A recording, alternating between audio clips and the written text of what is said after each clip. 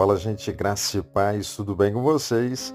Começando então o nosso devocional diário, espero que você esteja muito bem do outro lado. A gente está aí começando mais um dia, começando mais uma semana, que Deus ele te dê dias, todos eles direcionados por Ele, que a gente faça aí boas escolhas na nossa vida.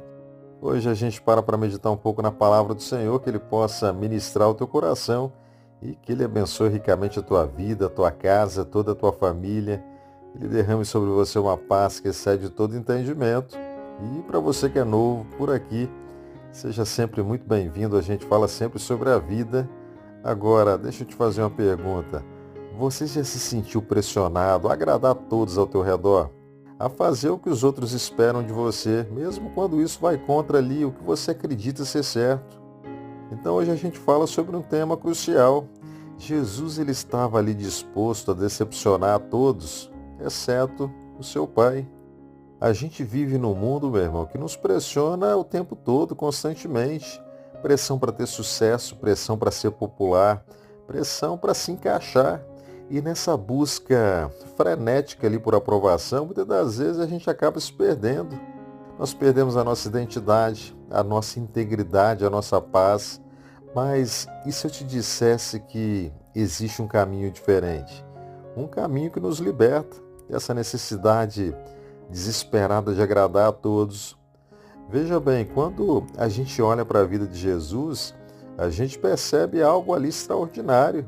Ele não vivia para agradar as multidões, ele não se curvava às expectativas ali dos líderes religiosos, ele não se rendia às pressões políticas.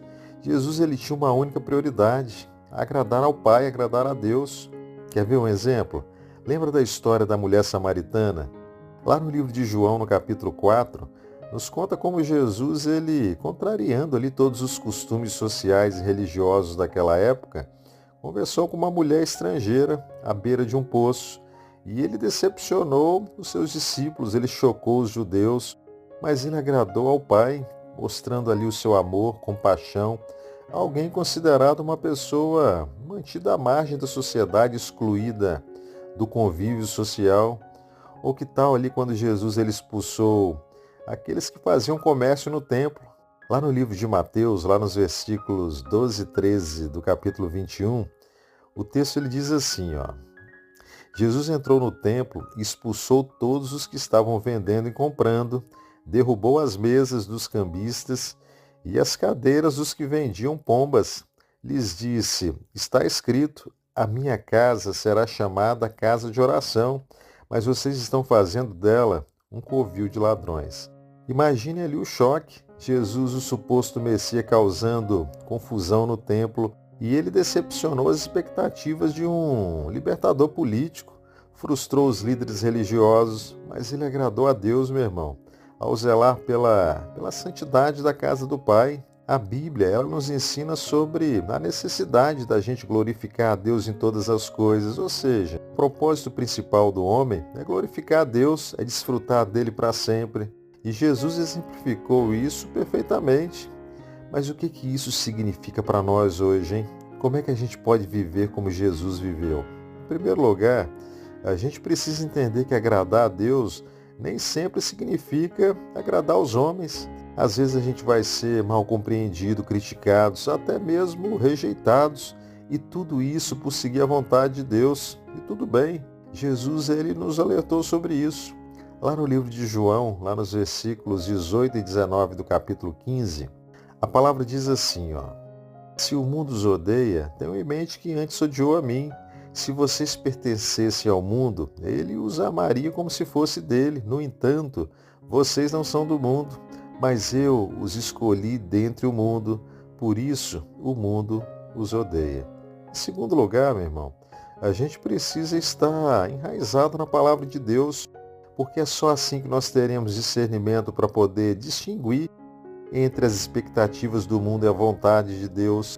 Lá no livro de Romanos também, lá no versículo 2 do capítulo 12, de um texto que a gente conhece bem, ali tem uma exortação que diz assim, ó: não se amoldem ao padrão desse mundo, mas transformem-se pela renovação da sua mente, para que vocês experimentem a boa, agradável e perfeita vontade de Deus. E por fim, a gente precisa cultivar uma intimidade profunda com Deus. Jesus ele passava muito tempo em oração, ali buscando a direção do Pai. A gente deve fazer o mesmo, porque é na intimidade com Deus que a gente vai encontrar força para poder nadar contra a correnteza quando necessário. Então não se engane, viver para agradar a Deus não é fácil. Haverá sim momentos de solidão, de incompreensão, de dúvida, mas lembre-se sempre, ao final de tudo, a aprovação que importa é a aprovação de Deus.